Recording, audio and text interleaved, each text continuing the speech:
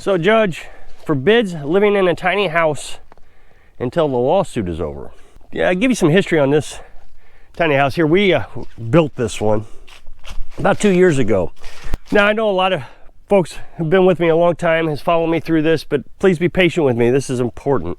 2 years ago, we bought this property and there was a mobile home on it. It was falling down. And if you want to see that video, you can go to my channel, and right at the intro page, the trailer of the channel shows the first day living off grid, and it shows this mess sitting here. We cleaned all that up, and you can see the trailer frame is still here. That's what we built the tiny house on. We built it with 2x6s. This thing's built better than most homes, and it's got all the safety requirements in it. I mean, anything that we need to be safe is in there. We got the ability to get out in multiple areas. We got a big huge window on every wall that we can get out of. I mean, this one's real handy. We can bust this window out and we'll step right down onto the tongue of the trailer. And then of course we got one that's a little bit too high for Carolyn to jump out of. I wouldn't let her jump out of it. We could go out that one over there, but we can bust out this window and jump down. And of course we got the door, and the wood stove is put in according to code, and all the requirements have been met there. All our sanitation's been met, and code enforcement said we could build it. And then I even built my own trusses. Dad bought a drawing online, sent it to me, said build it like this. I never cut an angle in my life that ever matched up to anything, but I laid it all out on the floor and I drew lines on the floor because the house was built. The walls were up, so I'm cutting out the trusses. We had a tarp over the walls, so it kind of made like for a makeshift roof. And I drew everything out on the floor, and then I would lay the boards out, and I put screws along it. So all I do is put the board down, assembled, based on a jig is basically what. I'm very proud of it. So we have a crawl space up there. One of these days I will finish the crawl space up. I thought we would use it more than what we do. I thought we need more storage space, but we don't. But if I ever get energy, I don't even know if it's energy, we don't need it, so I don't waste the money on it basically. But we have a nice little crawl space up there that has plywood on the floor, so all we have to do is insulate it. The gable part, the ceiling is insulated. So we have it very well insulated. It's completely sealed up.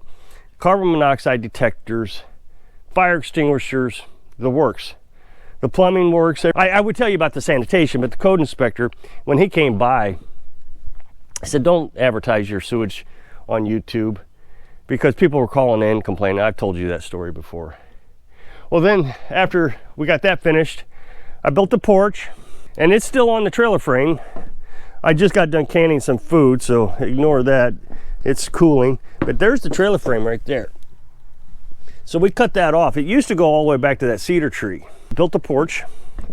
I built the bridge so we could just walk straight to the vehicle. That's all out of pressure treated lumber. Then the next spring, it was wintertime when I got all that finished. The next spring we put this on the roof. PVC roofing, you get this at Home Depot. I love this stuff. Now in the summertime, people always say, aren't you worried about the sun? Well, no, because in the summertime, we're just covered with trees. You can't even see the house through all the trees, from the sky. Well, as you know, there are tons of municipalities that just won't let you live in tiny homes all through the country. Here in this area, there is an RV down the road, probably 6 or 8 miles. Just a few miles, in a very nice home, there's another RV somebody's living in, huge ranch, and they parked an RV, and it seems to me that they're probably paying rent to stay there. And you can see the well is hooked up to it, and septic and everything. Then there's a Home Depot shed at a trailer park just down the road, not too far. There's another one, Home Depot shed, on a piece of property not too far. So this area is pretty lenient to what you can live in. Now down the road a few miles is a small town. It used to be a real town, but they've unincorporated. They actually voted to unincorporate it. So there's no taxes, there's no city hall, there's no mayor, no police force, nothing. The town still exists. I've taken you down to the city park, and the residents of the town take care of the park. Well, you go to that town and there's houses falling down that people live in. I mean, you could tell it should be condemned. Well, it's just me and Carolyn living in here. I never intend to sell this place. If I were to sell it for some reason, I don't know what it would be. It wouldn't be like I could get a lot of money out of it. I would sell it as a shed. It has a shower and all that stuff in it, but I would just sell it as a shed. I'd advertise it as a shed. Now, this is kind of a vacation area, summer vacation area. I could see somebody buying this place and living in it a couple weeks a year to go fishing or something. So it's not like I have to worry about resale value or anything like that. So when I built it, there were some shortcuts I could take because I didn't need a permit, didn't need code. Now I know there are all these carpenters in the world, oh, you got to do it by code. And I mean, I always hear it in the comment section.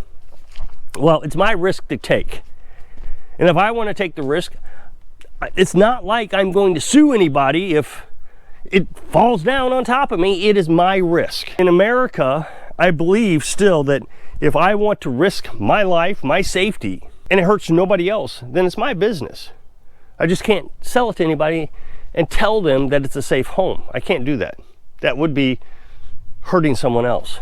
I've been trying to convince people to live in tiny houses, but you really got to find the right place to live. Now, as you may know, tiny homes are becoming very popular throughout the country, even though there are more and more municipalities banning them.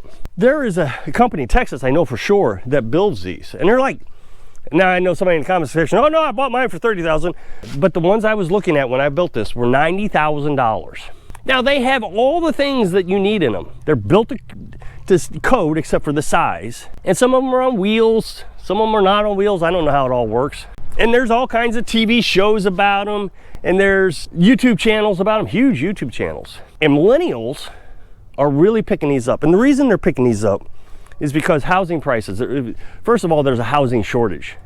Just found this out today. I didn't realize it, but it's a pretty significant housing shortage. And depending on where you are, it's worse in some areas than others. I found out that in Idaho, housing prices have went up 118% in the last 5 years. There's just a housing shortage, and they're not building new houses. I guess during the pandemic, maybe prices of materials went up too high and banks aren't giving out loans. And of course, interest rates are really high. So people are doing this as an option.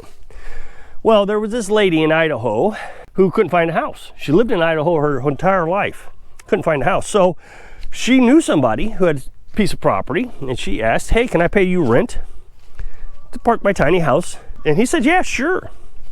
Now, the guy was new to the area, only lived there 6 years. The landlord came from California. Well, she moved in, and the very next day, code enforcement came out and said, you have to get out. If you don't get out, we're gonna throw you in jail and charge you $1,000 a day for living in that house. Not only was he gonna fine the woman living in it, he was gonna fine the landlord. The argument they had was, well, there's RVs down here. People are living in RVs, and RVs are not built near as good as these. As a matter of fact, a lot of my audience live in RVs, the nomads. They're terribly built, horribly built. A mobile home is built worse than these. They come in with 2x2s. If you go to my channel, you'll see the 2x2s on that intro video. It's built out of 2x2s. Whereas this is a 2x6, or a tiny house is a 2x4, or a Home Depot shed is a 2x4. The other thing is there's people down the road living in tiny houses. And when she said, well, what about those guys living down the road in tiny houses? Well, they've been here a long time, so they can live there. They weren't grandfathered in. That's not the issue. If this was a safety issue, they would have to kick those folks out also. So she sued. When she sued, she asked the judge, can I have an emergency whatever so I can live in there until the lawsuit goes through? The judge said no. Apparently, according to the woman, there's a nonprofit organization taking up her case. They're lawyers. The Institute for Justice is what they're called. The Institute for Justice is suing the city for her because it's unconstitutional what the city is doing. Now, nowhere could I find what was unconstitutional. Not U.S. Constitution, Idaho Constitution. So I don't know what the Constitution, their Constitution says. It says that she could live there. Regardless, the judge has said he would hear the case. But there are no safety issues. And even the city says there's no safety issues. It's not even a visual appearance problem because it's legal to park a tiny house in the city. You just can't live in it. But they won't explain why they can't live in it. Well, I have a theory. It's just a theory, but there's a lot of people in my comment section that says the same thing. This is 200 square feet. It comes in right under, well, it's actually like 197 square feet. It comes right under the building requirements where I needed a permit. Now, the other nice thing is I didn't need a permit because it was on a trailer frame. So the code inspector said that it's basically a remodel of a trailer. I didn't skirt the system. I mean, I followed the rules. People will say I skirted the system, but I followed the rules. Now, her house is 255 square feet. My guess is they are not getting enough tax dollars off tiny homes. So they want you to live in a regular house. There are college towns that are bending the laws enough where kids can live in a house that has like 8 or 10 people in it that doesn't have enough rooms or bedrooms according to the law. Let's say the law says you have to have 200 square foot per person, but they pack 8 people into this house and there's like 50 square feet per person. Well, some of these college towns are allowing for that because there's a shortage. Of course, they want the revenue from the college students. But this case in Idaho, they're actually forcing people to go out and buy homes or build a home. The problem is there's no homes available and the prices are so high, nobody can get a loan for these homes. So what's the solution? So my suggestion is try to find areas that allow you to do it, like us. Like I told you in the beginning of the video, all these places around here allows you to do it. Nobody's going to monitor it out here. Now, in Tennessee, I used to watch this channel and they bought a shed from Home Depot. Not a tiny house. I get comments all the time, and they allow you to have tiny houses in Tennessee. I said shed from Home Depot. If you buy a shed from Home Depot, Tennessee law, state law, says you cannot own a shed to live in. There are no laws in Missouri that forbid you from living in a shed in Missouri. So Missouri's pretty lenient. Some people will say Texas is, but I can't find any information on Texas. I actually heard one time Washington State lets you live in these little tiny houses. You can build basically houses from trees. Cut down your trees and build a log house into a shed, basically. So you really ought to research. But more and more municipalities are cracking down. So I'm really hopeful this judge will find in favor of the homeowner, because this will be a big deal, because the Institute for Justice will advertise this. So if you click this up next box, take you to a video where I was talking about the FBI searching for guns without warrants. So I hope I can inspire you to find a place to live that's tiny so you can live your dreams. Thanks for watching.